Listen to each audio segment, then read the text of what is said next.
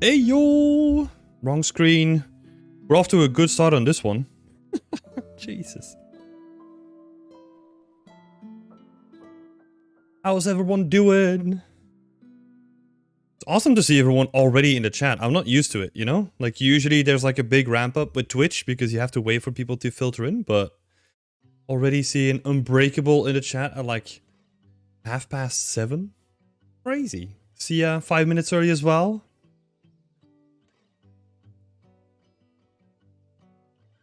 Brand Slam Dunk, first time joining you live. I'm almost too late for the other ones. Awesome, happy to have you here. Okay, there's nothing on screen at the moment as I'm still collecting a bunch of my stuff, so maybe we'll switch over to this one for now, just a chat. I'm just going through the posts that we had in between this and last week, and I'm just collecting everything.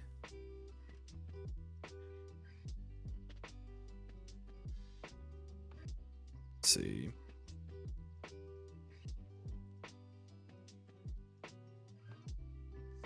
Some awesome stuff this week. Oh my god. How are you doing, Bran? Brand Slam Dunk? First time being here. What brought you in here? And how is everyone else feeling today? Everyone doing good? Trying to stay organized here.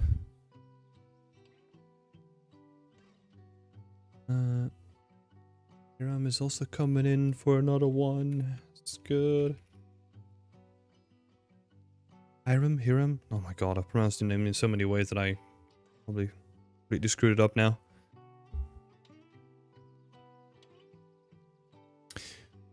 Good? Doing good? Yeah. Yeah, I'm doing good as well. I had a pretty chill day, actually. I went on like a really long walk today because the sun was out and it was beautiful. I grabbed my laptop and I grabbed a book and I did some stuff on the way. Discovered like a new coffee shop close by as well, which was awesome. Sat down for a little bit of coffee. And also, I did some planning for the course that I'm working on. I know I've been working on it for a while, but it still feels very early days. So let's see, we got Hiram, next up Misla.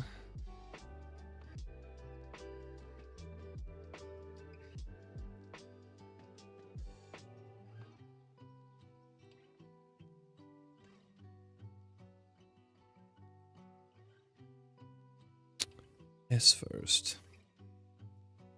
Sorry, I'm just doing some organization in the background, basically trying to keep the naming consistently between like all the work in progress Wednesdays, like these events. It's Scott. Hey Scott, how's it going?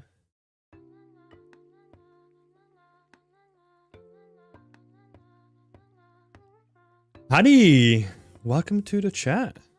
Awesome to have you here. New to the channel, been listening to the podcast lately. They are great. Oh, that's awesome. Thank you so much. And you're trying to get into the environment art yourself as well? Getting into the games industry? Same for Bran as well? Awesome. Happy to have you all here. Gonna be diving into some feedback in a little bit.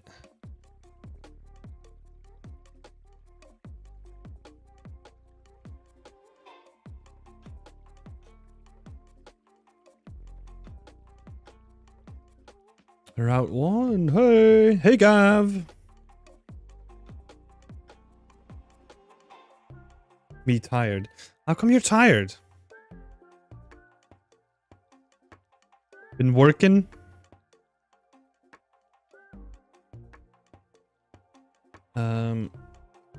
Let's see. We talked about this one last time. Okay, nearly there. Just one more that I need to grab and then we're good to go.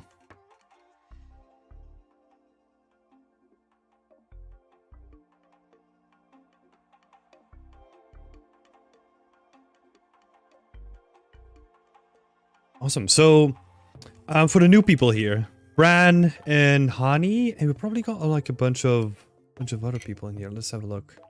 Can I spot anyone new? I don't think so yet. So, how far along? This is a difficult question. Maybe I should phrase it differently. When did you get started? Like trying to pursue environment art? Oh, Route 1 has been tidying up. It needs to happen. Part of being a grown up, you know?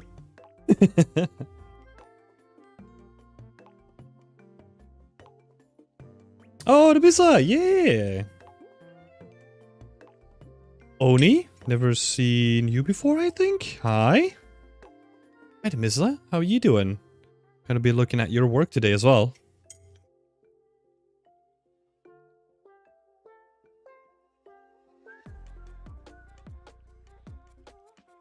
How are we all doing? Okay, let me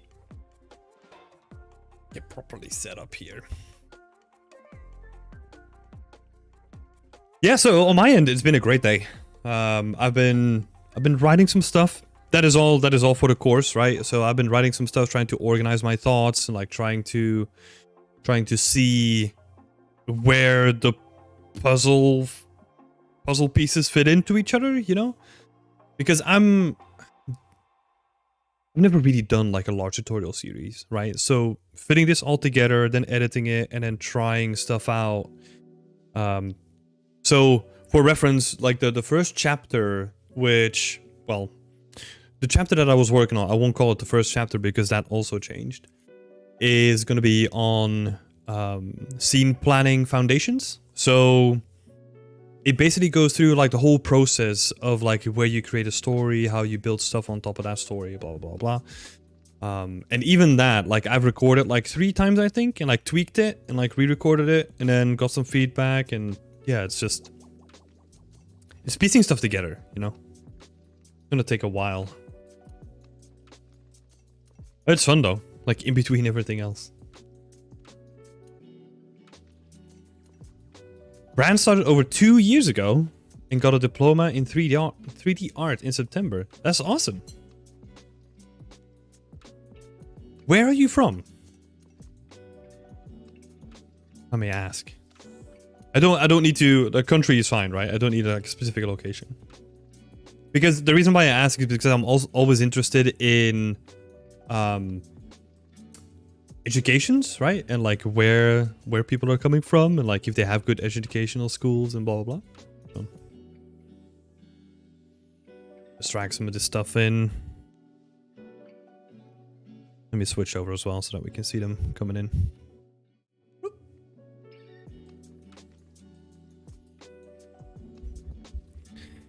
Start with bikes work.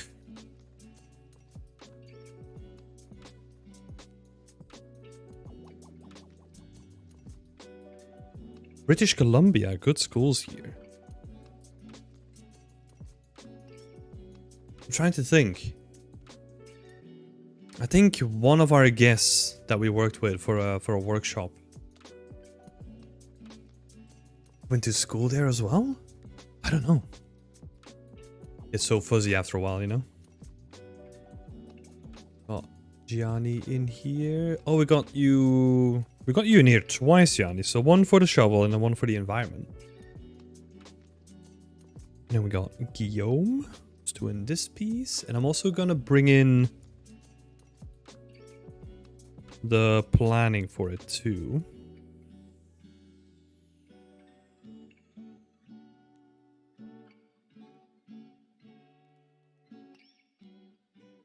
Let's see.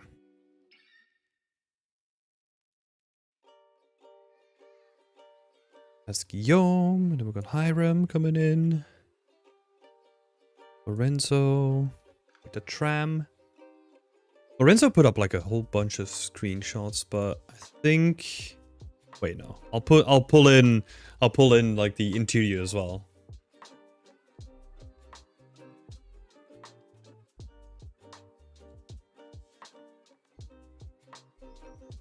VFS?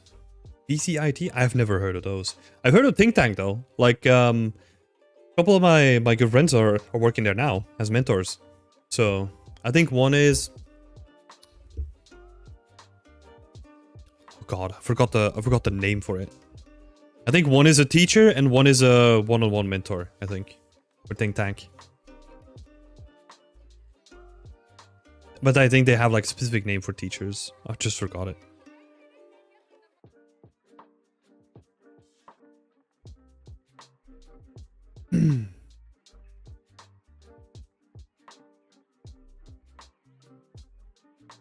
Okay, so we got this one from Lorenzo. I just wanted to include this shot in here as well. Very interesting to look at.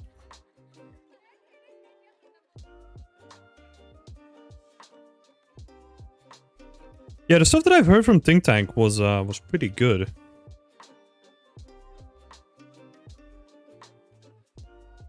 I haven't done any research into like any educational systems, you know, but I've been looking at Think Tank for its portfolio course, but it's expensive and the school tends to be. Oh, yeah, well, yeah. I guess if you're close to America or Canada, like the prices are, you know, comparable to what I'm used to, quite ridiculous.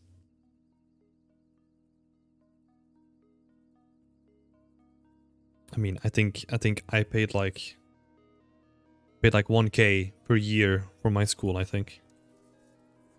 Pretty lucky, but that's another big debate, you know? Let's see, so we got Mizla coming in.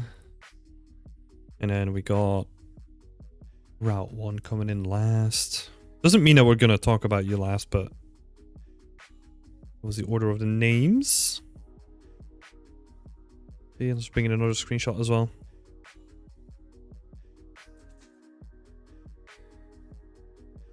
Awesome. Paula, you went to VFS 2 years ago. What did you think of it? And welcome to the stream as well. Happy to have you here. Because I've never heard of VFS. I don't even know what it stands for.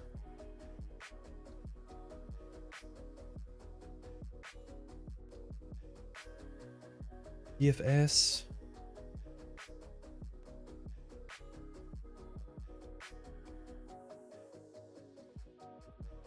Oh, Vancouver Film School. Oh, okay. Thought it was something with film or like effects or something like that, but never heard of them. I mean, I'm also not that into or like not aligned with the whole film industry, right? Yeah, Vancouver Film School. Thanks, Brian. I think there's like a slight delay as well on the stream, so I'm sure everyone was shouting at me then.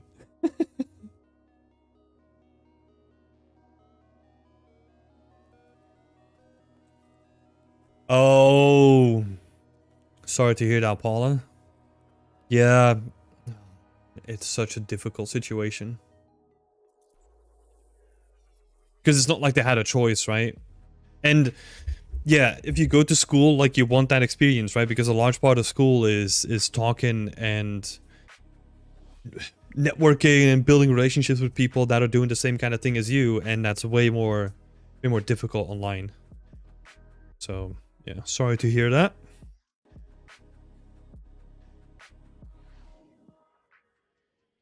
All right, so for people who are new, right? Because I think this is, I don't remember, first or second work in progress Wednesday that we do on YouTube. I think it might be the first. So what we do here is I basically give feedback to first community members, right? So the people from the community, they come first, and those are the people that we have in on the screen right now. And then maybe if there's time left, then I'll do some other people from the chat, if anyone wants to as well. But we'll have to see. We'll have to see if we have time left. Also, it's not just about me, right? If you think that there's something that needs to be said, or you think like, hey, maybe this could be a good idea, or want to share some feedback from your own as well to help the person that's on the screen right now forward, feel free to let it be known, and feel free to post it in the chat. Yeah. and let's help each other out, right? Because it shouldn't just be about like me just saying everything to you and then you just taking everything on board and doing anything. Like, it should be as much of a conversation as it can be. All right, so let's begin. The first one is a good one because this also opens up that I'm an environment artist myself, right? Last job I worked at was Ubisoft as an environment artist. So I'm not a weapon artist. So take that with a grain of salt when I go into this. I'm not going to say that much on this because it's honestly not my thing either, right? But as far as I can tell, this looks already awesome. Bikes. Let's see. And pressure. Let's go. I think when I was looking at this, like the first thing that came in mind was potentially watching some of the bevel weights, you know, where you have like some tighter bevels, especially these smaller ones. But I mean, to be honest, like usually, so the reason why I say this, let me explain that first. So usually you make your bevels intentionally like a little bit bigger than they are in real life so that they retain the bevel over a longer distance whenever you're running around in the game and you're moving away from the asset, right? So for example, if this gun was on the table, it had this scope on it, maybe the bevels would still be visible if you're standing a couple of meters away from the table. That being said, that mostly applies to the bevels on the silhouette as I'm currently thinking about it, because it doesn't matter, right? You're gonna get like a little bit of AO here anyway. That's gonna still make it look like you got a little bit of a bevel. So yeah, I don't know. Other than that, honestly, bikes, not that much here that I can add to the thing, right? Maybe if I had some references, we could take a proper look at it, but again, not a weapon artist. I'll just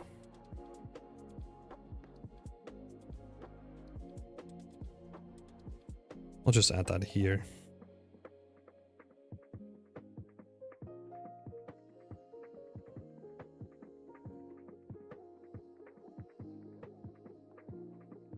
So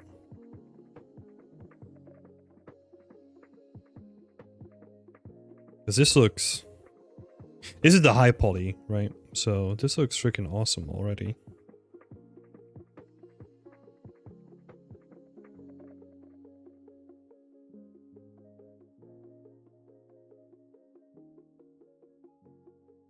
I love this presentation, you know, where you can already see it on like the rail itself.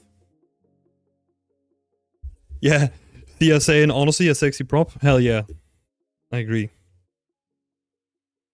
The presentation is already pretty good, right? Like if this is done, right? If you imagine this fully textured and everything, like even if you have a rail like this and you just boost the opacity just a little bit more, that it's visible that it's a rail, could be a very interesting approach for a presentation itself.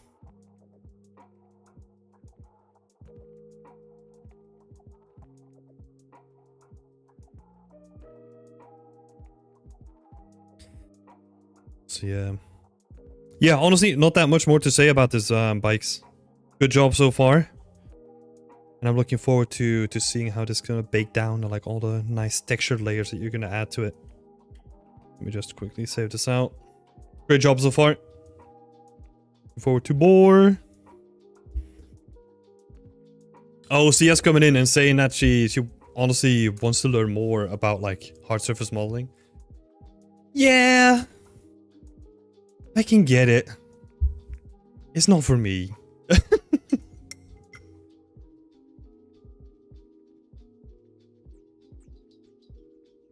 It's not my thing, right? But that doesn't make it look any less sexy than before, you know? I can still appreciate someone else's art, even though I'm not 100% in it myself. That's totally fine. So.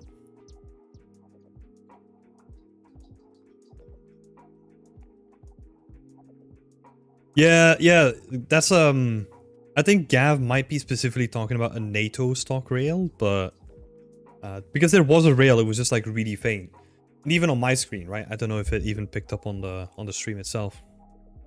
So next up here is Gianni, and Gianni is doing this for a solo challenge that's currently running. So every month on Beyond Extent, we do this solo challenge, which basically is, it gives you a choice between 3 briefs and gives you like a bunch of references, and then you can get to challenge yourself and make a little prop if you wanted to, a prop or material or whatever is up for that month. So this month the shovel is a part of it. But let me see for additional context.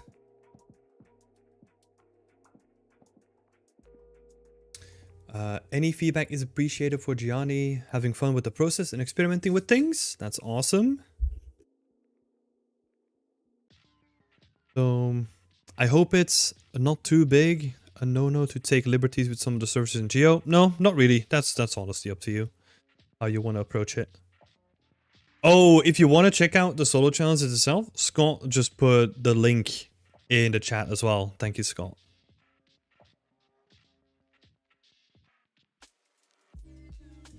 Let's see. I think, yeah. So the first thing that stood out to me that was somewhat weird, because I haven't looked at the ref, right? And I'm currently looking at the ref that Scott posted as well in that chat over there.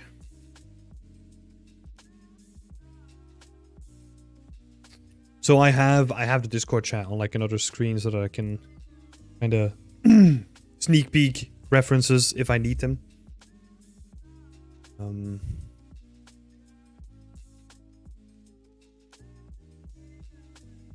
Let's see. I would probably say, looking at the references, right? This is a part of the ref.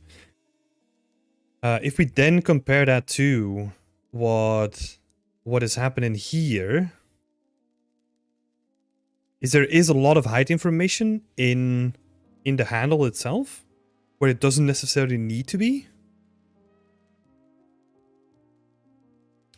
Especially because this is probably like a thing that they rediscovered or like dug up, and it's like very old wood. So it's gonna be,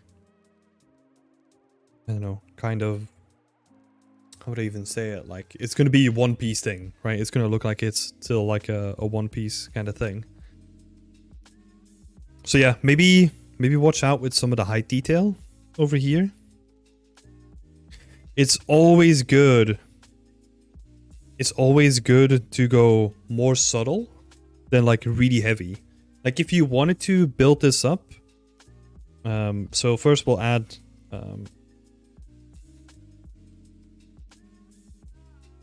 so too much height. Again, like I'm gonna add like a question mark to this, because it might also be like a personal thing, right?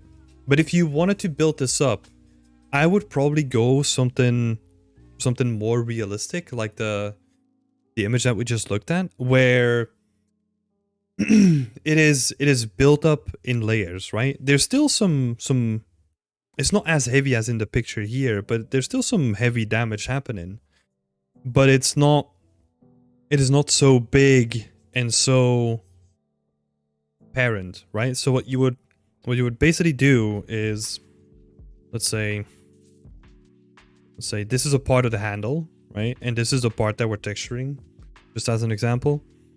You would probably have like a heavy piece of damage and then kind of break it up with like smaller pieces of damage. And then maybe there's some variation here, right? So it's not just like a straight section. So that you have like a kind of layering, right? So you have the big chunk of damage is going to be this one. And then the medium chunk is probably going to be like stuff like this, right? And then you can have like even smaller stuff, like just small chips, like occasionally, just taken away from it.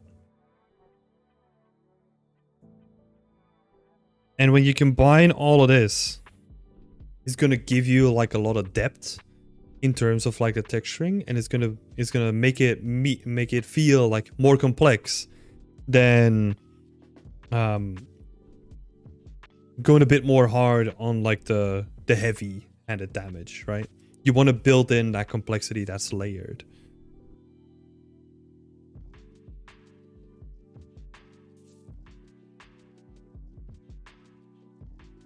So going for layered complexity.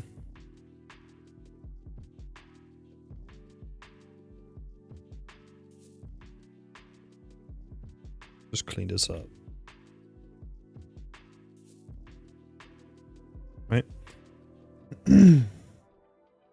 Because it clearly, like, from looking at this stuff, like, you clearly know what you're doing, right? Like, the material definition itself looks freaking amazing already. Like, the contrast between the wood and the metal is already looking good. So awesome material definition by itself, right?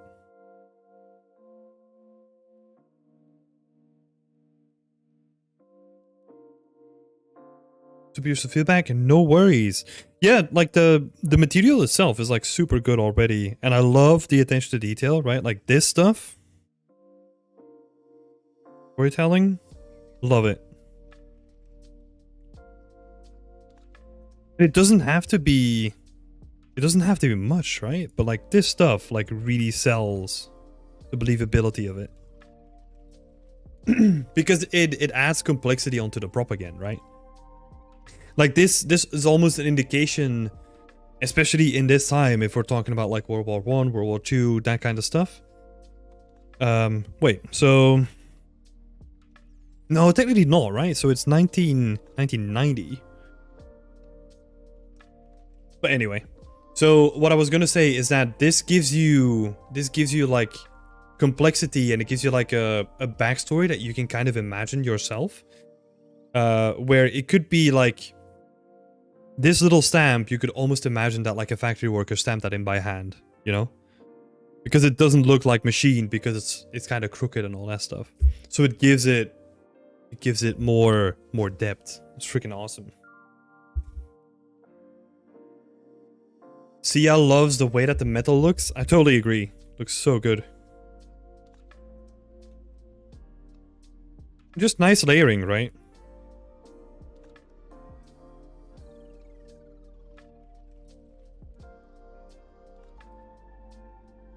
Or like nice visual complexity as well.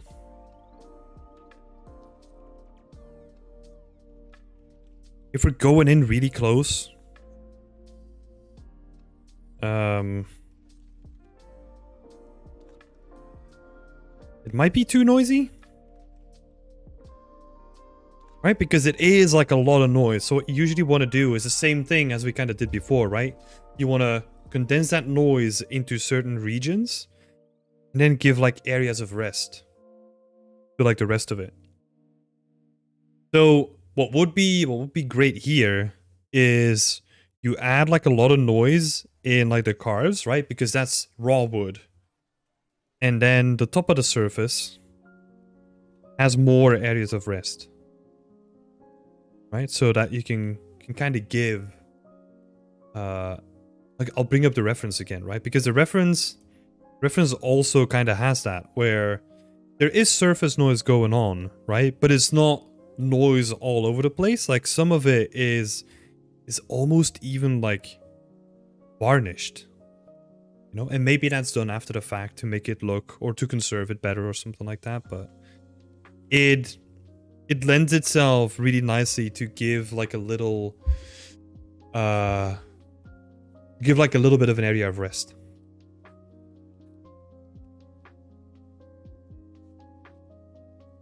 Route 1 is saying, I don't know if you said it before. I always try to remember where it has been worn the most. Yeah, like where the hands have been. Yeah. Yep.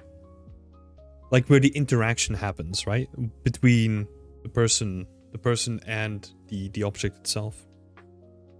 100%. That's a good way of looking at it too. It might be somewhat trickier with relics and like other things like this, right? Because you're basically imagining, you're still imagining it, right? But then it kind of gets covered again by being lost in the dirt or whatever, if you want to go for that route. So yeah, storytelling is great.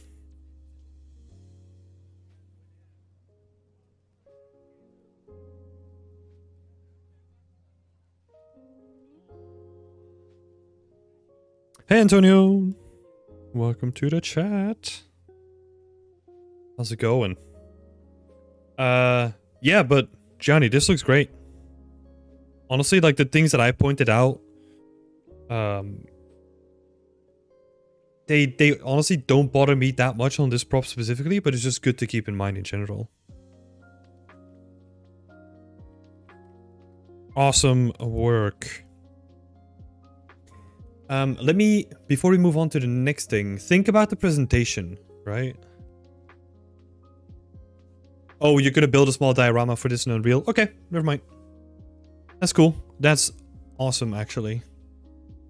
You can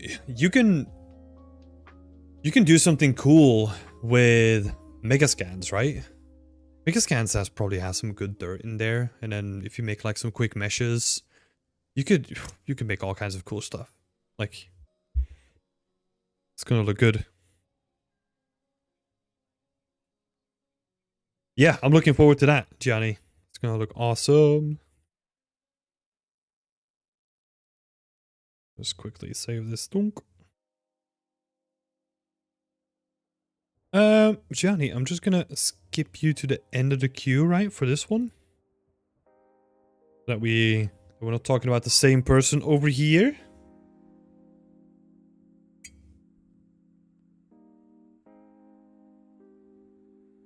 Antonio is learning, me trying.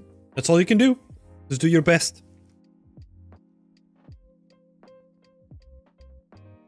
Yeah, Megascan said so quick and easy to show off props. Exactly. And just in between, like, feedback here, like the thing that you always need to keep in mind is a good way of thinking about projects is that you put them, how should I word this? Is that you don't have to do everything, right? That's probably the simplest way of saying it.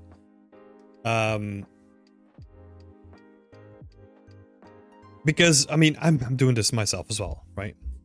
So I like to do everything, but I also don't have the pressure of getting into the industry and blah, blah, blah, right? So I'm in that position where I don't need to.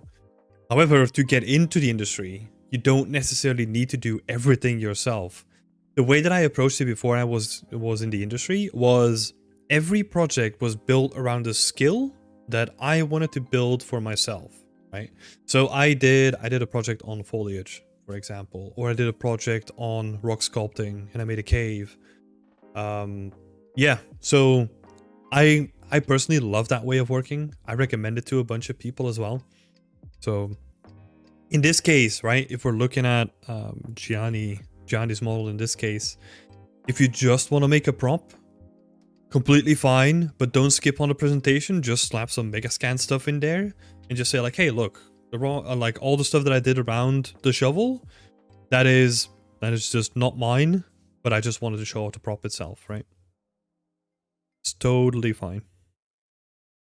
The long-winded way of saying you don't have to do everything yourself. All right, Guillaume. Let's have a look here. We talked about this in voice chat already, right? A little bit. And I think we talked about this 2 years ago? I don't know. I know that we talked about it a long time ago. But yeah, this is a great looking environment. Or like a great choice for like a reference, right? So this is currently in the blockout stage. Let me see if there's some additional context that you added in here. 'Cause, I mean, I'm doing this myself as well, right? So I mean, that position where I don't need to. However, if you get into the industry, you don't necessarily need to do everything yourself. The way that I approached it before I was in the industry was every project was built around a skill that I wanted to build for myself, right? So I did a project on foliage, for example, or I did a project on rock sculpting and I made a cave. Yeah, so I Yeah, so you wanna have like a character be able to walk through the scene using the Unreal Engine third person character. That's awesome. Around last year, yeah, quite hazy with all these timeline things.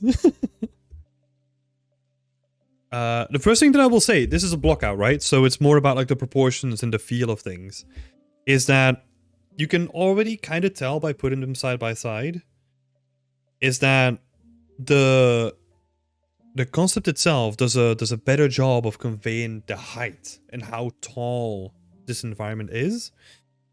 So it might be worth like,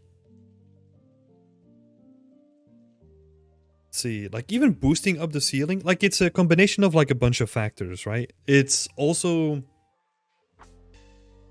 I would say like the ceiling, you probably need to move the ceiling up a little bit, right? Let's have a look. I'm just comparing the two. Let me actually make a comparison here, right? So that we can actually almost have them side by side.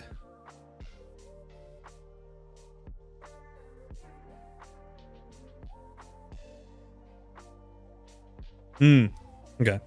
So now we can kind of clearly see that the hallway here feels longer. Like way longer. And the camera is also higher up comparatively. Right? So that you see more of the floor surface itself as well. Because your camera is a little bit lower down, right?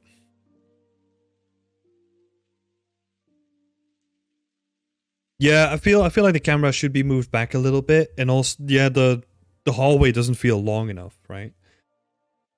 Guillaume is saying the format, the height, and the angle don't match, and I scaled the pillars and the stairs by half as well.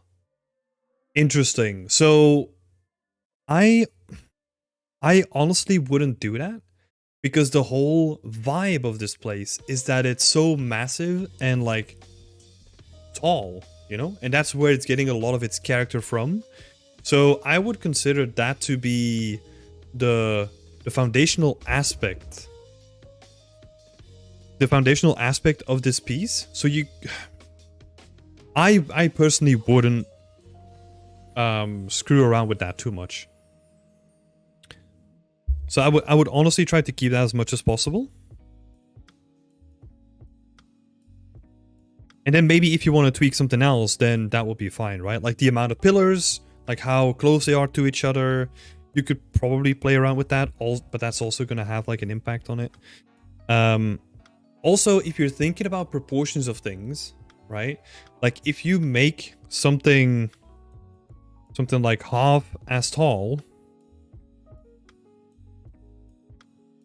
if you're making something half as tall, it's also going to have an effect that it actually feels like wider than it is, right? So that's also what's happening here. Like these pillars, like they feel way more chunky, and that is kind of taken away from like the slender, long appeal, right? Oh, I see, Guillaume. Yeah. So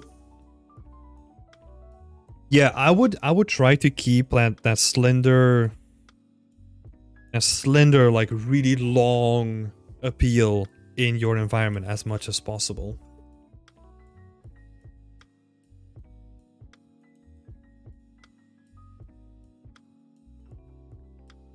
Yeah, the camera focal length, funnily enough, needs to be low to get that concept shot. Yeah, exactly. It's going to be interesting how you're going to say. Well, look. Here's the thing about focal length. I use that, like, even though like a lot of people say like, hey, look, you need to go for like a 35mm or, I think it's 35mm if you're doing a close-up shot, and that was the recommendation that I last heard, right? Or like an 85mm or an 80mm if you're doing like an environment shot.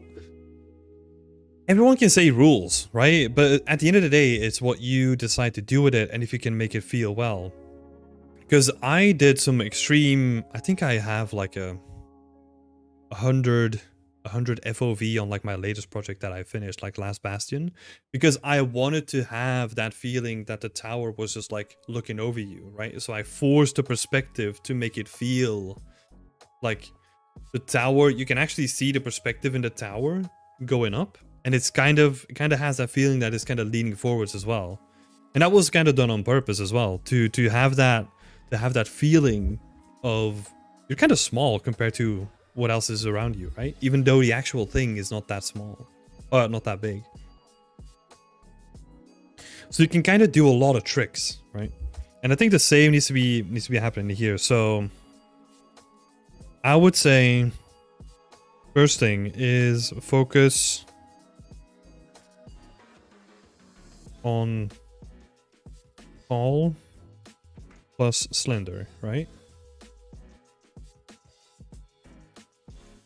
And Brand Sam Dunk, what would this art style be called? Brutalist? Yep. This would be Brutalist architecture. And I think if you focus on the tall and slender architecture, you're gonna have a lot of the same effects that the original concept art is trying to do, right? It's almost, the way that you need to see about this is that it kind of has a really beautiful contrast of being tall, slender, and fragile, then combined with concrete, which is naturally like very strong. You know, you have this feeling that concrete is always going to be strong. And there's like an interesting combination of those two that they're like opposites. And I think that makes for like an interesting visual effect where you're looking at this massive thing and there's a slight doubt in your mind that it can even be held up by such tall like pillars, you know? I think that's very, very visually interesting.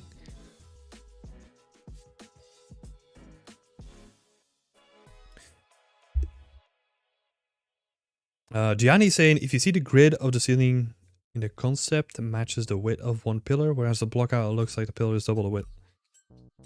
Yeah, but that was done, I think Guillaume mentioned that, right? Like, that was done on purpose.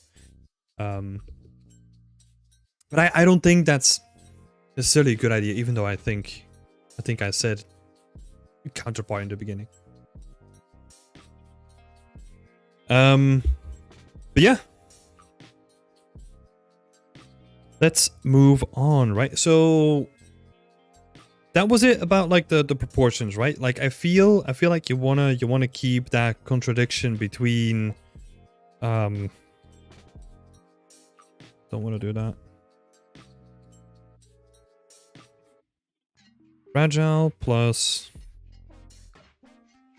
strong. That contradiction between those two can be very impactful.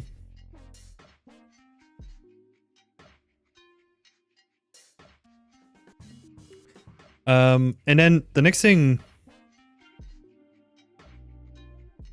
that I will say, probably the biggest thing that stood out to me is that you don't have like the larger opening at the back, which is probably intentionally there to highlight the bit of nature that's in the back, right? There's like, in the concept, there's like a tree in the back. That would also be interesting to like reintegrate. Because it's again, it's an interesting dichotomy of having this dead looking concrete that's just like soul draining, and then the contrast with like the bit of nature in the back of it, right? It's a nice contrast again. So I think if you want to incorporate that, you will probably need to open those arches again. Unless you maybe have another idea, right? But I would definitely go for some nature. It's block out, right? So it's probably the plan. I think we talked about it even.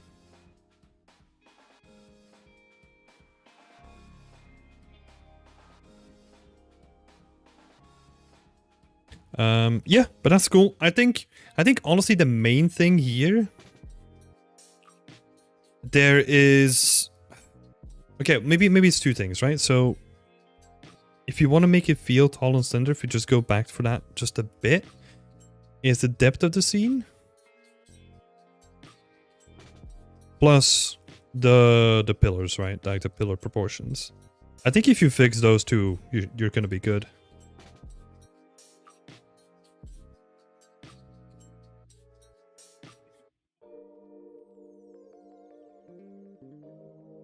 So, depth. And with the depth of the scene, I mean that, yeah. This just feels like less deep than this one, right?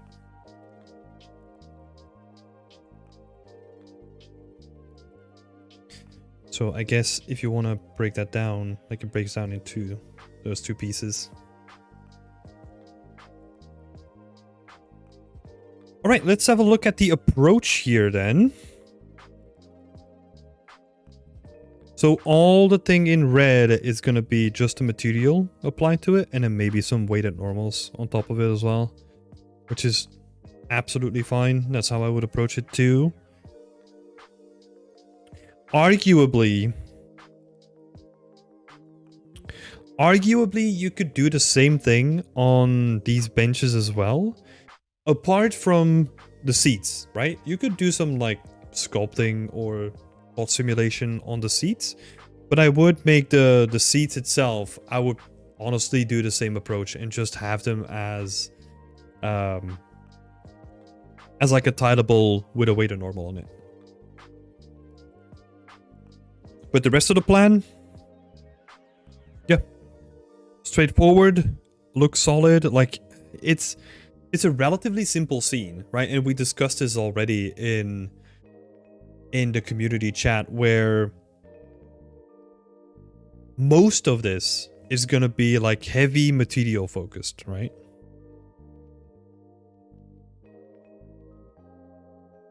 So this is a perfect example of like a project that you can make that is just showing off your material skills. Because modeling, nothing complex, no complex like unique assets that you need to bake down or anything. Yeah.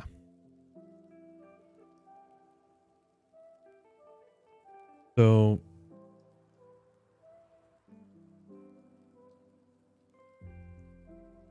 that's the only thing that I would say about this one, right? So the concrete as a material, and then you're good.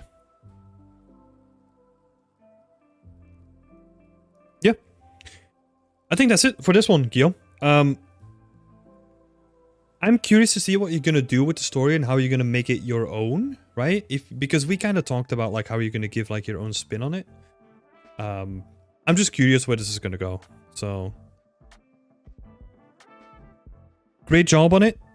Keep the momentum up. Again, this is gonna be like done very quickly. Honestly, this can be like a really nice portfolio piece just to get you like in a really good flow and like speed up the whole process, right? So I'm so excited about it. Awesome. Thanks, Guillaume. Hope that helps. Next up, Hiram. Oh, Bran is saying about Guillaume's piece, those pillars are great for weathering practice and texturing. Yeah, well, a lot of it in the material is going to be built in. You know, maybe because it's so repeating by itself. It's so repeatable by itself that you can't really, well, you don't really need to add too much on top of it. But still, like, it stands, right? The weathering is just going to be baked into the texture, I think, in this one. And maybe you can add some controls into it that you can tweak it on the fly. I don't know. You can do some fancy stuff with it if you want. Guillaume is going to do the concept first and then add on top. Awesome. Cool. Thanks for the feedback. No worries. Happy to help. Hiram! So, last time, your plan was to do fog sheets in the sky, right? We can see that clearly because it's looking big ass in the back over there.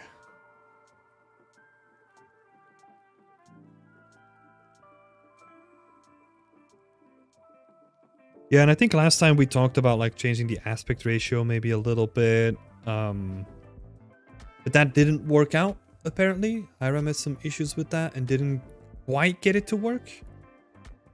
So that's all good then. We're not going to be spending too much time on that. He did push for a darker contrast in the foreground and cluttered it up a bit more too, which is awesome.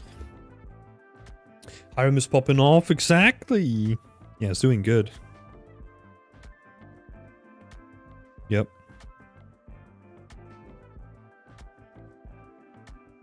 Yes, yes.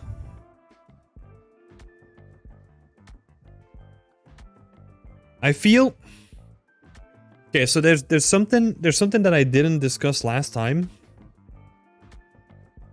Or maybe I discussed it a little bit and was quite positive about it. But the more that I look at it now,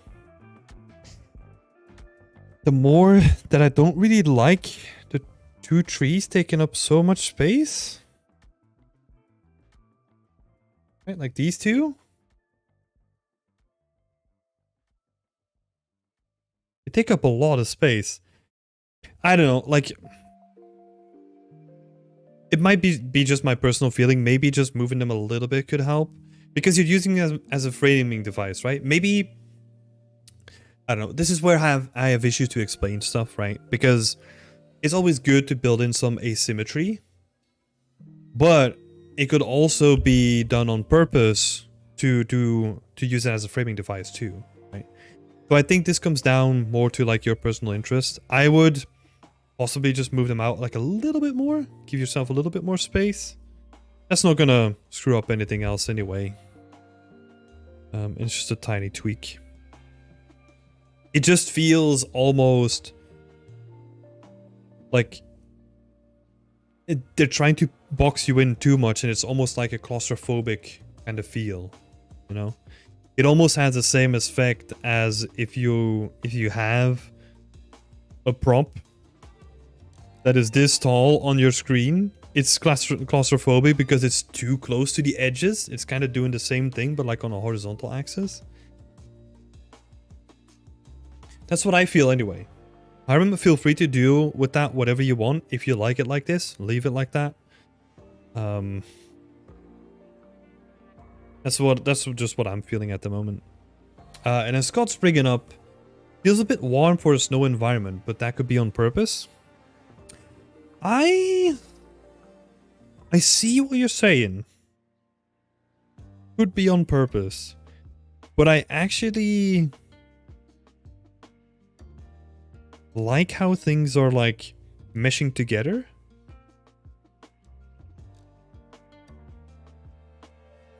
Because you do, I think what it is that you're getting some warm light in, right? And like the light coming from here is kind of scattering in like the ground fog, but it's scattering in like a pinkish orange tone, where in like a snow environment you probably wouldn't expect that color to be in the ground fog or coming from the sky itself, right? And probably the same can be said about the clouds as well. But yeah, I don't know. I do kind of like it though. Gotta say. Let's have a look at some. So this is kind of what I mean, right? So the comparison here is the fog here kind of has that pinkish tone, or like pinkish oranges. Whereas in the snow environment, you wouldn't expect that to be that color. It's usually just like blue, right? You add a color temp and add some blue. Yeah, let's do it. Let's give it a try.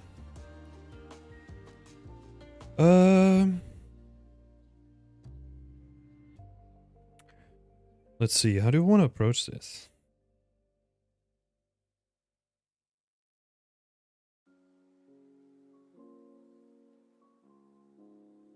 Depends, right? Do they even have like a...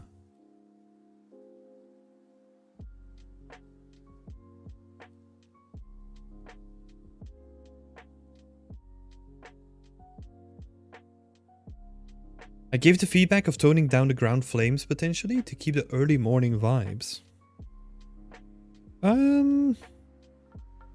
Yeah, potentially.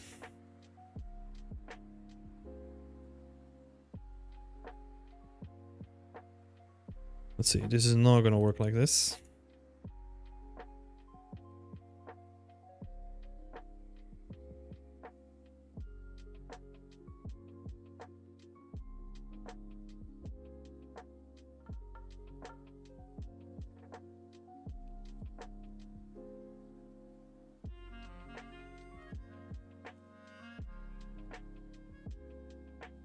This is probably the worst way of doing this, but hey. Doing it now.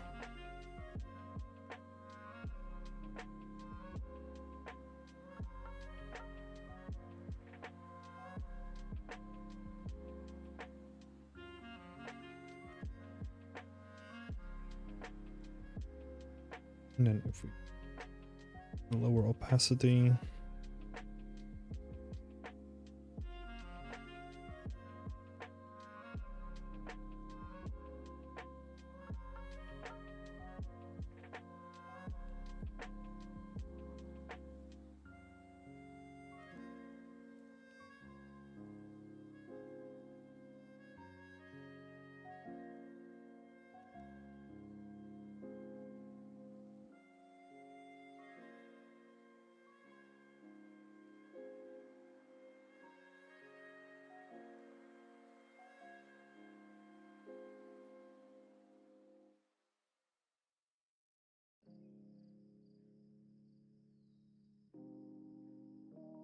Layer adjustment.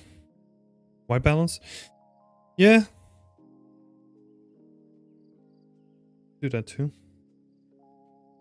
Let me give that a try as well, right? Kinda compare the two. Don't worry, Scott, I was just fumbling on my own here. All good. So wait, you're saying layer adjustment, white balance. It kind of makes sense, right? Making it...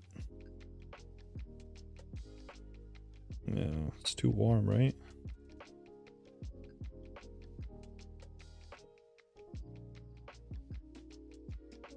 Let's see.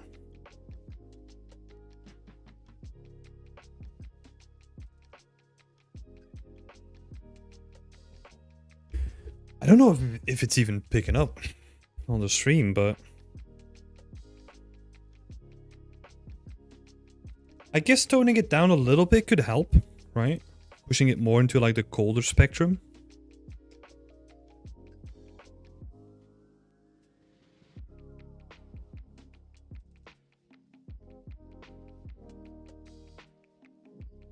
Blue God of War. God of War, boy.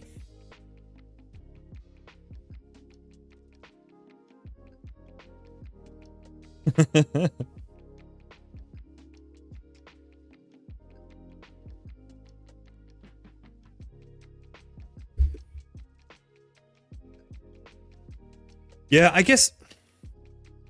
Okay, so it's picking up. Yeah, yeah. Okay, there's also a slight delay on the stream as well. That's good. Yeah, that could be a good shout, you know? I don't mind that. I just know that they said blue color grading means cold. Yeah. Yeah. It makes sense, right? Like the more you push it into that blue spectrum, it kind of depends on what you're trying to say with your environment, right? Because blue definitely means cold, right? But if you're trying to indicate something else, that like, oh, spring is arriving and like the first day of spring is here, you're getting some more warmer tones into your environment, you're removing some of the snow. You can do a lot with that, right? But you can definitely push it more into like the blue spectrum. For sure. Because sometimes, look, no matter how much I like some quirky color choices, sometimes like you can't really change what is built into us psychologically, right? Like there's a reason why if they want to make it feel cold, they're gonna lean into the blue side of things, because that's what people relate to, having cold and being cold, right? Oh yeah, to be awesome, it's a great time to get inspired by the Gears of War. Oh my God. God of War scenes. The art station drops. Hell yeah. 100%. That would be a good one to look at, actually. Probably did already, but... yeah, so I would honestly give that a try.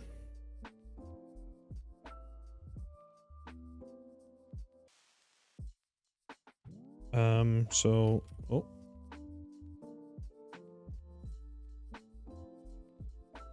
More blue. It's cold.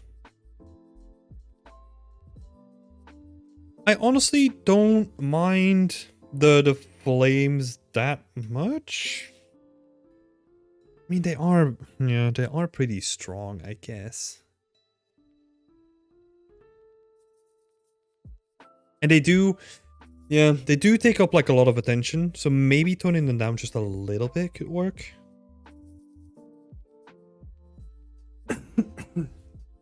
Yeah, could definitely give that a try too. But I'm gonna call that a maybe, right? That's more like a personal choice.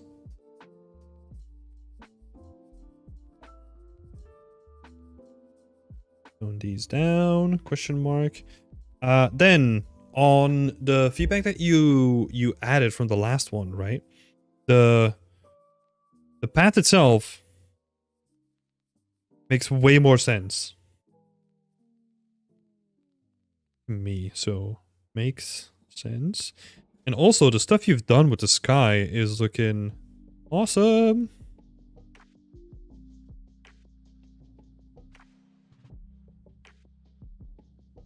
Because you have those wispy clouds, you know, that you get when you're like in the top of the mountain and you're almost at the range where like the clouds are just freaking bashing into the mountains. I feel like that's what's kind of going on here, right? So great job on that. And I also love like the atmospherics here. Very well done too.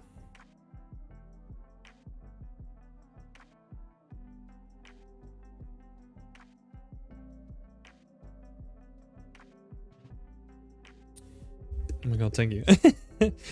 Told you I need to keep it more to the positive side too sometimes, you know? I'm trying, people. No, honestly, this is great. I love seeing the process on this. We're nearly there, I feel, right? I don't know what you still have in mind to do as a plan. Let me see. Definitely keep this in mind for another project. I will adding the 2 horizontal black bars when the time gets close to post on my portfolio. Yeah, nice. That's awesome. Yeah, so that's... I'm gonna add like claustrophobic here, right? If I can spell it right. Oh, I'm like that kid that didn't pick his paper right. Yeah, claustrophobic feeling. That's something you need to make up yourself, right? If you want to keep that or not. Yeah, the cluttering looks nice. So we're getting the feeling of having more in the scene is very apparent now, right? We're getting to like a nice space. For the next project, try to do the same thing with the path itself as well, where you add like mud tracks or footsteps or something like that, right? Like mud footprints. I'll just add it like that. Because it's the same thing like we kind of discussed last time, is wherever you have like just a flat terrain, kind of looks awkward. You know, like it's something that we kind of needed to do, like in, you know, games from like 10 years ago, let's say, right? I'm bringing up like a specific example, but because we couldn't like just throw like a bunch of geo at it, we can now. So maybe, I don't know, maybe you can find some on like the Unreal Engine Marketplace, you know, because I know that you want to focus on lighting, right? But don't want to take up too much of your time there as well. It's just the small things, you know. Thank you so much, Hiram. Hiram's talented for real, for real. See ya with the freaking awesome support. Love it. I agree though. This is coming along very nicely. Let's save that out as well. Next up, we got Lorenzo. Lorenzo is making this tram. So, for context, Lorenzo, we already talked about their work last time. And also, before we dive into that, like Bikefelli, Thomas Bata, and Bikes, thank you so much for subscribing. Really appreciate it, and thanks for the support. So yeah, for context, Lorenzo, this is the first time I think making like a very big prop. So there's a lot of new things that they're learning, right? So we had like a proper discussion last time on like the workflows to use, like using trim sheets and tilables and all that stuff to make bigger pieces because you can't bake it as a unique prop anymore. So completely switch it around. Lorenzo just completely ditched basically all the stuff that he had already and took the feedback to heart and is now making trim sheets, using tilables, using unique textures for the wheels. So already looking freaking amazing. Let me get some context for this update then, right? So I will need some advice or comment to know if what I made is technically correct, if you have time. So finish the texture from the outside. I think I will need to do a retake to have something better. Okay, let's start there. I think I agree. Just quick couple of things, right? Is that you wanna... The first thing that really stands out to me on the exterior of the tram, if you want to talk about that, is that the dirt here kind of needs to match like the dirt level over here. So these dirt levels need to match. Right, because now it's kind of jarring to see or to have a look at this main texture here, and it's looking, it's still worn, right? But it's not as dirty as you would see on the top of it. And that's quite jarring at the moment. Like that stands out immediately when I was looking at this. So you could either add more dirt on this layer, or you could remove the dirt from this layer and just pull them into the same region. And then let's continue. I decided to make one tileable texture for the white part and multiply it in Unreal to get the green part. That's amazing. That's great, because that's usually how it's done, right? Like usually what we do with these materials is that white is the base, and then the green is technically the same material just with a tint. So that will be like base plus tint. And what this literally is like what Lorenzo said, is it's just using the base map, in this case it's just white, and then just multiplying it with a color on top of it, so that you can basically tweak the color on the fly if you wanted to. So this approach is awesome. I also have a trim sheet texture and two unique textures, one for the bottom of the wheels and one for specific things. Yep, that's totally fine.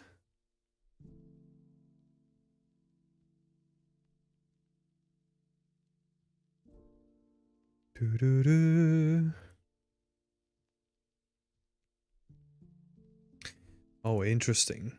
Okay. Oh wait, let me actually visualize this, right? So this is how Lorenzo broke it down. So that stuff is all tileable. Then we got a trim sheet for all those things. Then you got unique for like the whole undercarriage, and then like unique stuff here. Interesting. Okay. So I would probably not include too much of this into the unique bracket, and look into using something like vertex painting, for example. Like vertex painting the dirt on top of it. So you're basically using... That would mean that you use the base layers here that you already have. And then what you can do on top of it is paint dirt wherever you want it specifically. So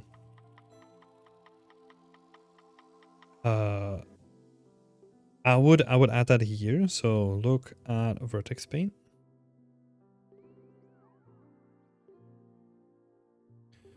For dirt, right? Because that's how you're gonna get that dirt on top of whatever material you're already gonna do. Because it kind of can work independently. So you could even have, yeah, you could have the base texture here, right? So this panel here, and then what you could do, we kind of divide it up into like a bunch of vertices, right? So these points, let's say,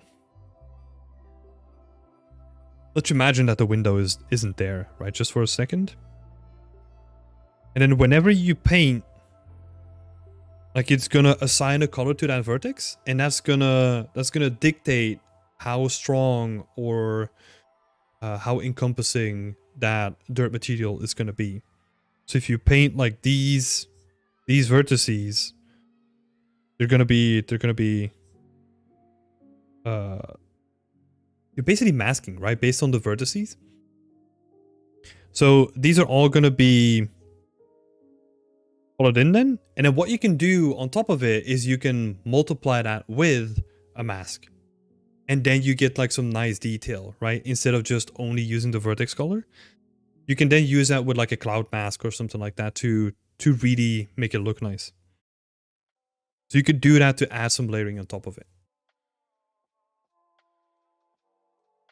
And that basically avoids you having to do like this more complicated stuff technically, right? Because like this mesh, like especially the green mesh here, right? You could still do that with the vertex paint approach. If you wanted to just use the base color, use the tint, and then use the vertex material on top of it.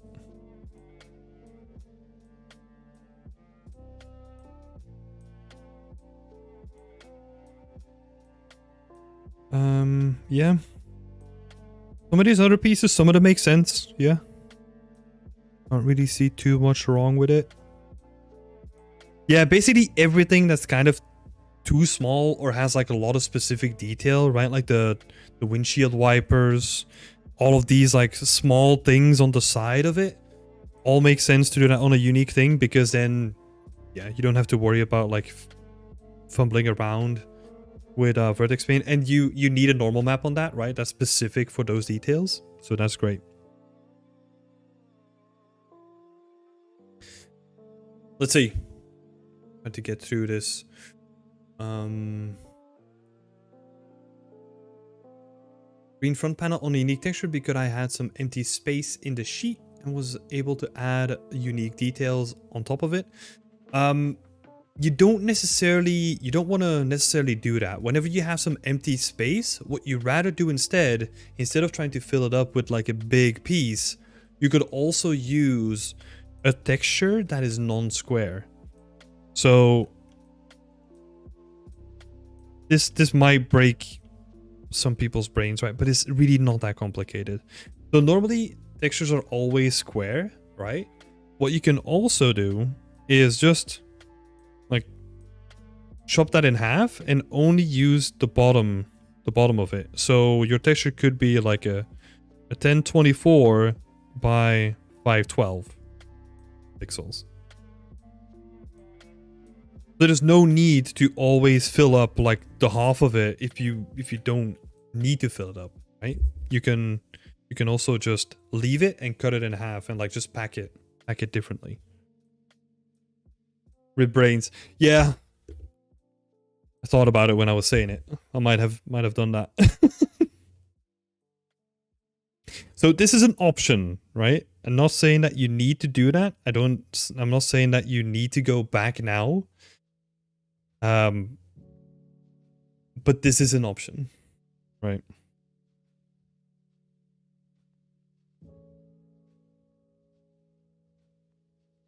Okay. To finish, I will create some decals or decal sheet. This will allow me to add dirt and dust to to break the tiltables. Yeah, or you could do that with the thing that I was saying before, right? With the vertex paint. That could also be, or you could do both at the same time, right?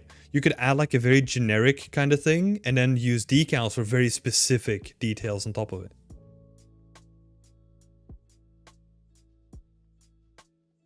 Hey, Aloya, welcome back. After your words on the last stream, I started my journey to become an environment artist. Awesome. It's awesome.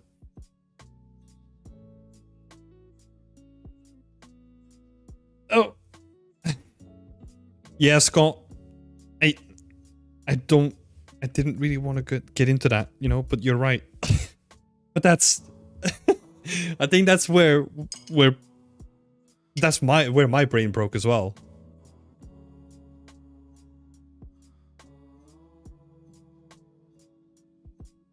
Oh my god. Yeah, I'm not even gonna go into that, Scott. Like, if they want to do that, that's fine, but I highly doubt that they will, right? So that's why I'm calling this an option, Lorenzo. If this breaks your brain, don't do it. Don't do it. No need. Move on. Let's see. So yeah, for the interior, I also made one tileable texture, one trim sheet, and 2 unique. I didn't finish the texture here. Yeah, no, I think the approach here is great. I think the approach here is like great. There's some small things that I probably wouldn't put in like the unique thing like we discussed before, but I think the general approach is very good, Lorenzo. So great job on it already. And honestly, I love the look of the interior already. Like, it's a very strong base. And if you then start adding like little advertisements here, you know, and if you then start adding like the little signs, and like maybe there's like a little fire alarm box here, you know, like all those details. Oh my god, it's gonna look so good, Lorenzo.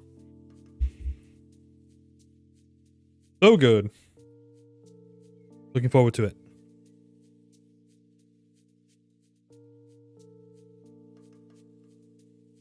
Ravindra, want to get feedback? Maybe we'll do some at the end, but I doubt it because we still have 3 people left. And I do have to do like a meeting afterwards too, so we'll see. I think if you wanna get feedback, the best thing to do is probably to join the community and get it in there. I don't know if you're part of it already or not. I've been very busy with some stuff lately, so. Missa, first time on the stream. So let's have a look here. Oh, wait, first, let's get some context. This project is called The Edge.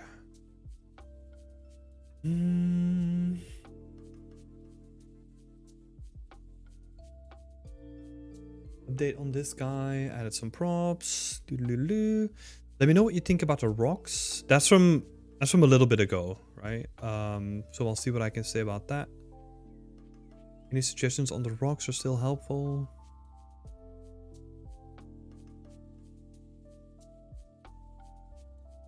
Ravindra, I'll have to do the community first. Sorry about that.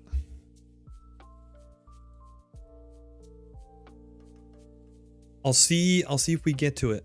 No promises though. So let's see here. Now you just put mega scan rocks on them, and later I want to add lighter edges, grunges, etc. Is there another method I should try on them?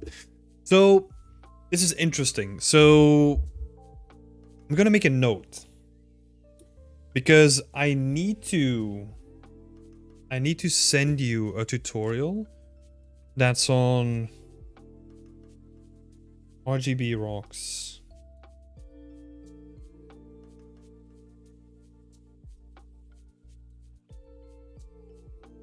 Making notes so that I don't forget. So the reason why I bring that up is usually if you're dealing with like large rock faces, what you do is you make a sculpt, right? Oh wait, let me get some context here. So okay, this is a different surface, right? So usually how we would do this stuff in games, right, is the whole RGB approach that I just mentioned is you combine a whole bunch of stuff. So first,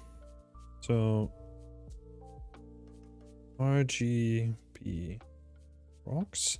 The RGB here refers to RGB. The RGB in here refers to the fact that we're using multiple channels of one texture as masks, right? I'll explain that in a little bit. So usually this approach uses the first layer, which is going to be like a sculpt, right? So you're still sculpting information.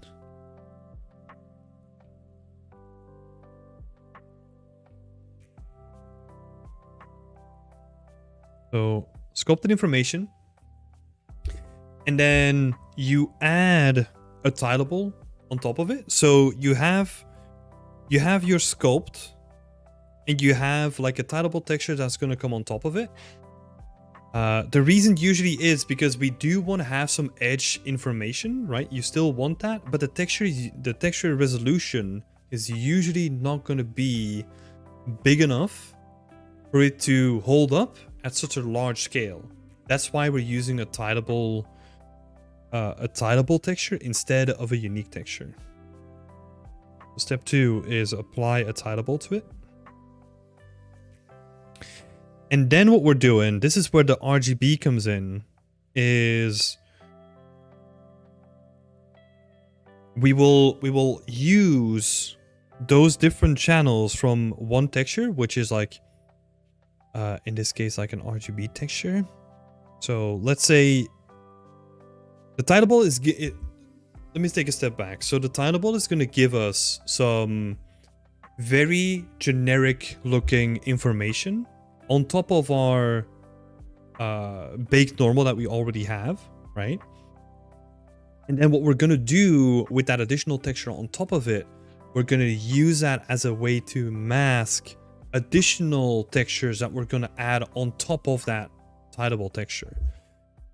So that means that the red channel of this texture could represent, like you were saying, right, the highlighted edges.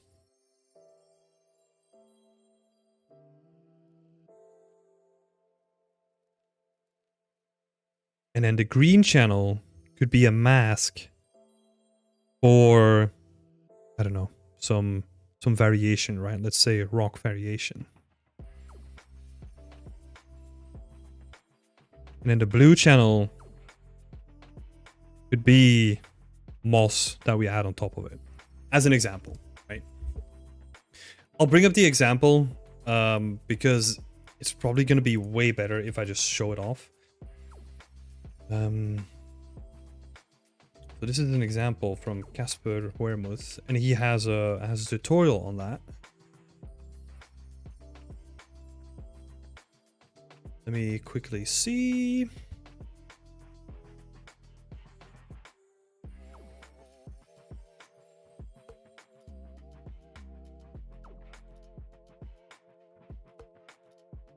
Where are we looking? Sure, this is a tutorial, right? So you see he's scaling them up and down to indicate that this is like just a tileable slapped onto like a unique texture. So you kind of use this as a base sculpt, right? So this is the base. And then he adds tileable materials on top of it, and then uses the different channels of that RGB texture to create variations between it, right? So he can use like an individual channel as a mask, and then he can use that to blend these two, or like these three together. Let's see, skip ahead a little bit. So you can kind of see that here. So let's see. So he generates a mask. It's going very quickly, but he generates a mask. And then he kind of used that mask as like, or like a texture as like a mask to drive like all the other textures that he's going to add on top of it. I hope that makes sense. So that's usually how we do it, right? That's usually how like large rock surfaces are done within within the industry. So that would be like one thing to keep in mind. And I'll send you the link in like the community chat as well. I'll do like a little write-up after this, or like in an hour or two, because I do have a meeting after this. So that's how I would approach the rocks themselves. And then once you've built like a couple of rocks, you can then start to mash them into each other to make like a larger cliff surface. You can kind of see it as like you're creating a Lego set, right? And then just push them inside of each other and it will look quite decent. Like it will look good enough depending on what you want to go for.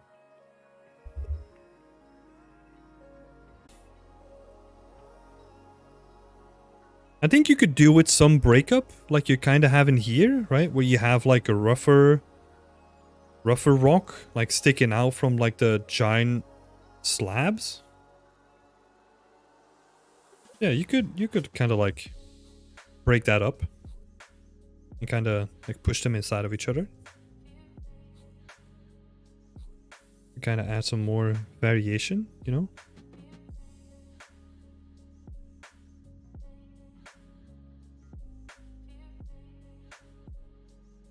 Oh, should have read a bit more. Generated wear mask for the Megascan rock. So I guess you're kind of doing that already. That's great.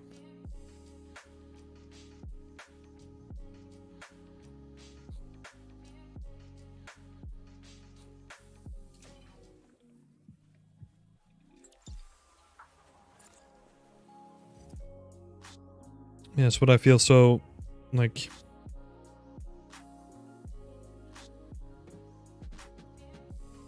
I would push for more variation, right? Where you get like those different types of rocks kind of blending into each other. I think that's what I would do.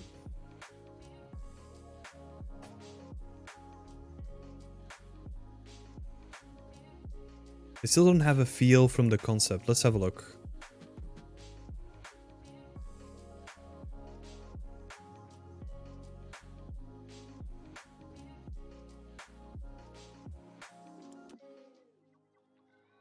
Yeah, I think that's the thing, right? Like they look like a cliff wall. It's not like the thing that's going on with your rocks at the moment is that it feels like almost like a quarry, right? Like it's almost like machine cut to be straight. And I think you kind of want to push more of this stuff, right? That we kind of highlighted. Like number one is kind of what you want to have a bit more of. But now it's most of the stuff is just like very straight. And I think what that's also going to do is it's going to give you like a nice contrast between the more rough cliff surface and then also the very straight looking buildings. It's going to give you like a nice shape contrast between the two.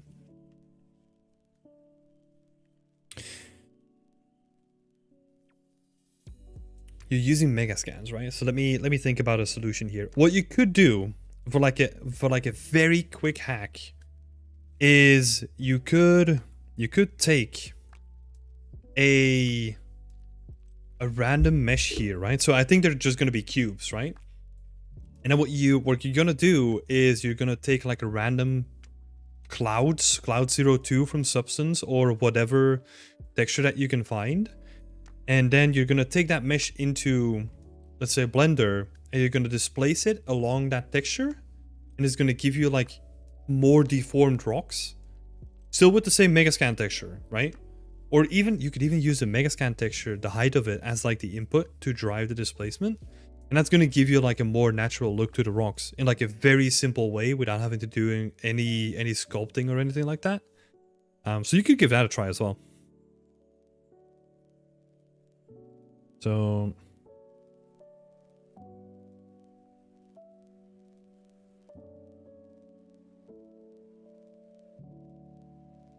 the height map for displacement.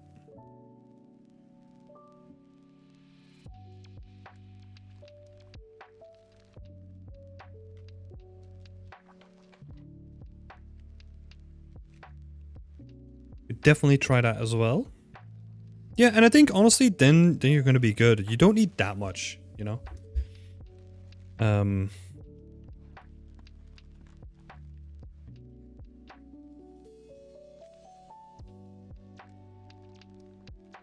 Yeah, I think that's gonna do it, right? So, because you're still working on the buildings, so I'm not gonna say too much about the buildings. I think the stuff that you want to do on it still, like the details, right, and like decals and all that stuff.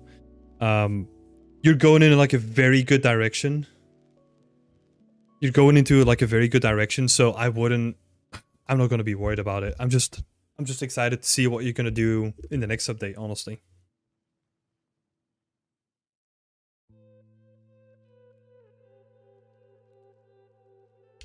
And thank you so much for posting it up here as well, for asking feedback. That's awesome. And that counts for everyone that we talked about today, right? Thank you so much for putting yourself out there and like getting feedback and trying to push yourself. All right, next one. Route 1. Let's have a look. I picked 2 screenshots here.